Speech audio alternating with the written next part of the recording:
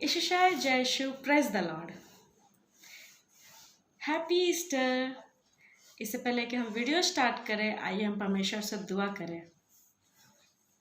हे स्वर्ग और पृथ्वी का उद्धार करता प्रेमी परमेश्वर, इस सुंदर समय के लिए धन्यवाद देते हुए प्यारे पिता, इस समय को प्रभु आपके हाथों में सौंपती हूँ और इस वीडियो को देखने वाले प्रत्येक लोग को आपके छेदे हाथों में सौंपती हूँ प्यारे पिता। आप हम हर एक के साथ हो लीजिएगा। आपके इतना सुंदर वचन को आपने हमें दिया प्रभु, इसके लिए धन्यवाद देती हूँ प्यारे पिता। मैं आपसे दुआ करती हूँ कि आप हम हर एक जन को अपने स्वर्गीय भंडार से बुद्धि प्रदान कीजिए, ताकि हम इस वचन को सुनने पाएंगे, समझने पाएंगे और इस वचन की गहराई तक पहुंचने पाएंगे और अपने जीवन को इस वचन के आधार पर चलाने पाएंगे। हमारे हर एक पाप दस अपराध के लिए हमें क्षमा कर दीजिए और अपने पवित्र लहू से हम हर एक को धो शुद्ध और पवित्र कर दीजिए। हर एक बातों को प्यारे पिता आपके हाथों में सौंपती हूँ और ये प्रार्थना आपके बेटे हमारे उद्धारकर्ता प्रभु यीशु मसीह के मीठे नाम से मांगती हूँ। सुनिए और स्वर्ग के राज में ग्रहण कीजिए, आमीन। तो आज पुनरुत्थान दिवस है, जिसे हम इंग्लिश में ईस्टर बोलते हैं, हिंदी में पुनरुत्थान। और आज कब्र पर्व भी बहुत लोग के मुंह से हम लोग सुनने को पाते हैं। तो आज हम लोग ये देखने पाते हैं कि आज के सुंदर समय में हम लोग पहुंच गए हैं। आज संडे है और ये हम लोग का गुड फ्राइडे के बाद वाला संडे है। हम लोग वचन में जब हम लोग पढ़ेंगे तो सबसे पहला जो टॉपिक है वो उसमें लिखा हुआ है पुनरुत्थान की सुबह। पुनरुत्थान, जिसे हम पुनरुत्थान भी कह सकते हैं, संधि विच्छेद करेंगे तो पुनरुत्थान होगा। ये हमें मिलता है मत्ती रचित सुसमाचार अध्याय 28 पद संख्या 1 से 15 और मरकुस रचित सुसमाचार अध्याय 16 पद संख्या 1 से 11 और लूका रचित सुसमाचार अध्याय 24 पद संख्या 1 से 12 और यूहन्ना रचित सुसमाचार अध्याय 20 पद संख्या 1 से 18। इन सारे वचनों में हम लोग यीशु मसीह के पुनरुत्थान को के विषय में देखने पाते हैं। जब हम लोग इस वचन को पढ़ेंगे तब वहाँ पर हम लोग देखने पाते हैं कि खाली कब्र और स्वर्गदूत के विषय में लिखा हुआ है। स्वर्गदूत, जिसे हम लोग स्वर्ग का संदेशवाहक भी कह सकते हैं। और जब वहाँ पर लोग पहुँचे और खाली कब्र को देखे तब उनके मन में बहुत सारी उत्तेजना आई, आनंद हुआ, चिंता भी हुई और भय भी सताया उन्हें और आश्चर्य भी उन्हें महसूस हुआ। तो हम लोग देखने पाते हैं कि यहाँ पर अलग अलग तरह से लोगों का रिएक्शन आया और यहाँ वहाँ उस समय लोग इधर से उधर चिंता में आकर इधर से उधर यहाँ से वहाँ भाग रहे थे। हम लोग आते हैं वचन की ओर। तो हम लोग इस वचन का सारांश देखेंगे। उसमें हम लोग ये देखने पाते हैं कि दिन जब निकला तो वहाँ पर दो स्त्रियों का दो ग्रुप हुआ था। हिंदी में हम लोग समूह कह सकते हैं। दो अलग अलग ग्रुप था, जिसमें से पहला जो ग्रुप था स्त्रियों का, वो 3 स्त्रियों का था, जिसमें मरियम मगदलिनी, याकूब और योसेस की माता मरियम और प्रेरित याकूब और यूहन्ना की माँ सलोमी थी। हिस्ट्री में जाएंगे थोड़ा सा तो हम लोग ये जानने पाते हैं कि उस वक्त जब किसी का शव रहता था, शव को लोग सुगंधित द्रव, मसाले या इत्र आदि से उन्हें उस शव में लगाया करते थे। तो ये स्त्रियां भी सुगंधित द्रव्य, मसाले और इत्र को साथ लेके गई थी लगाने के लिए। और जो दूसरा ग्रुप था उसमें यूहन्ना और उसकी कुछ मित्रगण थे।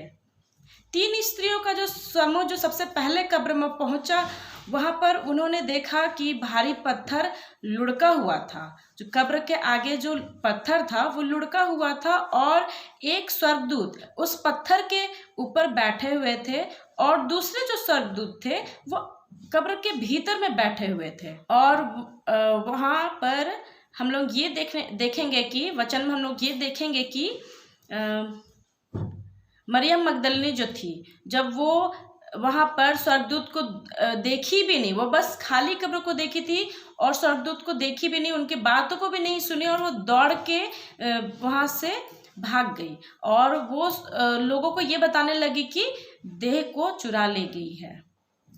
पर वहाँ पर और जो स्त्री थी मरियम और सलोमी वहाँ पर रुकी हुई थी और उन्होंने स्वर्गदूत से भेंट किया और स्वर्गदूत ने वहाँ पर उन स्त्रियों को ये बताया कि यीशु मसीह जीवित हो चुके हैं और वो अपने शिष्यों से गलील में जाके मिलेंगे। तो वहाँ पर से वो दोनों स्त्रियाँ वहाँ से बाहर निकली और वो इस बात को, इस समाचार को लोगों तक पहुंचाना चाहती थी। फिर इसी बीच जो रोमी पहरेदार जो कब्र छोड़कर भागे, क्योंकि वो मतलब वहाँ पर जो कुछ भी हुआ उस चीज को, उस घटना को वो उन याजकों, मुख्य याजकों तक सुसमाचार पहुंचाना चाहते थे। और उन्होंने जो ये वही याजक थे जिन्होंने उन पहरेदारों को वहाँ पर तैनात करवाया था और उनका ये मकसद था कि यीशु मसीह के चेले यीशु मसीह के शव को चुरा के ना ले जा पाए। और अब जब उन्हें पता चल गया कि यीशु मसीह उस कब्र में नहीं है, तब उन मुख्य याजकों ने वहाँ पर धोखेबाजी ऐसे की कि उन्होंने उन पहरेदारों को रिश्वत दी, भारी रकम में रिश्वत देकर ये समाचार फैलाने को कह दिया कि यीशु मसीह के अनुयायी उनके शव को चुरा ले गए हैं। और यहाँ पर हम लोग यहाँ पर उन याजकों को ये चिंता भी थी कि कहीं उनके शिष्य उन्हें धोखा ना दे दे। और जब उन्हें यह भी था कि यदि अगर पिलातुस को मालूम पड़ेगा कि उनके जो पहरेदार थे वो अपनी ड्यूटी में सो रहे थे और उनके रात में सोने के वजह से सब यीशु मसीह के चेले उनके शव को चुरा ले गए, तो वो उन्हें दंड देंगे। तो यहाँ पर यहूदी अगुए ने क्या किया? यहूदी अगुए ने पिलातुस को रिश्वत देकर उन पहरेदारों को दंड पाने से बचा लिया। वापस कब्र पर पहले जो ग्रुप था लेडीज का, स्त्रियों का ग्रुप था, वो वहां से जा चुकी थी। उसके बाद दूसरा ग्रुप जो यूहन्ना और उसकी मित्रगण थे वो वहां पहुंची। वे कब्र पर दो स्वर्गदूतों को से भेंट की और स्वर्गदूतों ने यीशु का पुनरुत्थान का समाचार उन्हें सुनाया और वे तुरंत उस जगह से प्रेरितों को बताने के लिए वहां से निकल पड़ी, उस कब्र से निकल पड़ी। फिर स्त्रियों के कब्र के पास से जाने के बाद पतरस और यूहन्ना आ पहुंचे। कब्र के अंदर उन्होंने देखा कि वहां पर मलमल का कपड़ा पड़ा हुआ था, यानी कि जो कफन था वो वहां पर एक जगह पे तय करके रखा हुआ था, क्योंकि ये भविष्यवाणी पहले ही कर दी गई थी कि यीशु मसीह मृतकों में से जी उठेंगे। तो उन्होंने इस बात को स्मरण किया और वे उस बात को विश्वास करते हुए वहां से निकल पड़े। लेकिन जब वो वहां पर थे तो उस समय इस बात को उन्होंने नहीं समझा था कि क्या हुआ है। फिर वहां पर मरियम मगदलनी, जो पतरस और यूहन्ना के पीछे पीछे उस जगह तक पहुंची थी, उस कब्र तक पहुंची थी, वह वहां पर अकेले खड़े होकर रो रही थी। तब स्वर्गदूत थे, उन्हें मरियम मगदलनी ने देखा और फिर उसे आभास हुआ कि उसके पीछे कोई तो खड़ा है। फिर जब वो पीछे मुड़ के देखी तो उसने देखा कि एक मनुष्य था वहां पर खड़ा है और वो कुछ समय के लिए उसे पहचान ना सकी। फिर थोड़ा देर बाद उसने पहचाना और वे और कोई नहीं थे, हमारे यीशु मसीह थे। और वो उस समय यीशु मसीह को जाके उनके चरणों पे गिरना चाहती थी, उन्हें छूना चाहती थी, लेकिन यीशु मसीह ने उन्हें कहा कि मुझे मत छुओ, क्योंकि मैं अभी पिता के पास नहीं गया हूँ। तब जब यीशु मसीह शारीरिक रूप से उपस्थित थे तब उन्होंने बहुत सारे अपने वचन को प्रचार किए। और लेकिन अब जब वो क्रूस बलिदान हो चुके हैं और अपने मृतकों में से जी उठे हैं, तो इस बात को वो उस स्त्री ने जाना और उसने सोचा कि अब वह जाके प्रेरितों को बताएंगी। तो वहाँ पर मरियम मगदलिनी के बाद यीशु मसीह और अन्य स्त्रियों के सामने भी प्रकट हुए।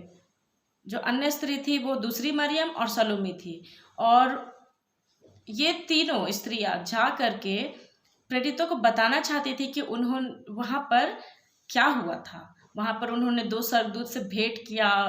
भेंट करने के बाद उन्होंने वहाँ पर खाली कब्र देखा और फिर वो यीशु मसीह से मिली। इस बात को वो प्रेरितों को बताने गई, बट वहाँ पर प्रेरितों ने ना तो मरियम पर विश्वास किया और ना ही किसी अन्य स्त्री पर विश्वास किया।